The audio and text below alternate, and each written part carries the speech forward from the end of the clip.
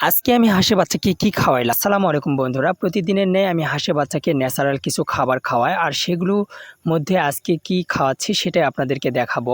আমি বাড়ি থেকে একটা ডালা এবং বটি নিয়ে আসলাম, যাতে করে আমাদের এখানে বাড়ির পাশে কিন্তু অনেক সুন্দর হেলেঞ্চা শাক হয়েছে, আর আমি হেলেঞ্চা শাকগুলো আজকে আমার এই হাঁসের বাচ্চাগুলোকে খাওয়াবো। অনেক হেলেঞ্চা শাক হয়েছে, আর আমি এটাকে একটা একটা করে তুলতে অনেক সময় লেগে যাবে, সেজন্য আমি বটি দিয়ে এগুলো কেটে নিলাম। আর কেটে নেওয়ার পরে কিন্তু আমি এগুলো বাসায় নিয়ে যাচ্ছি।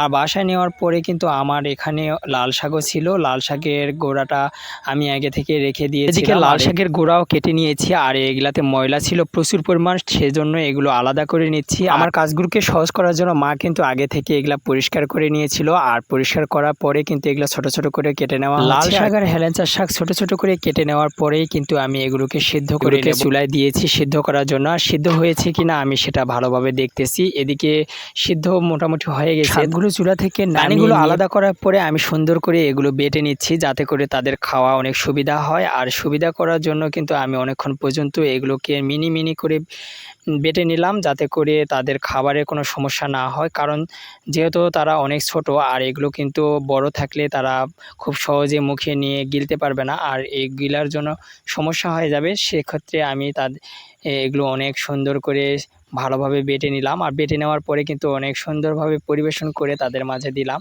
দেখেন অনেক সুন্দর তারা এগুলো খাচ্ছে।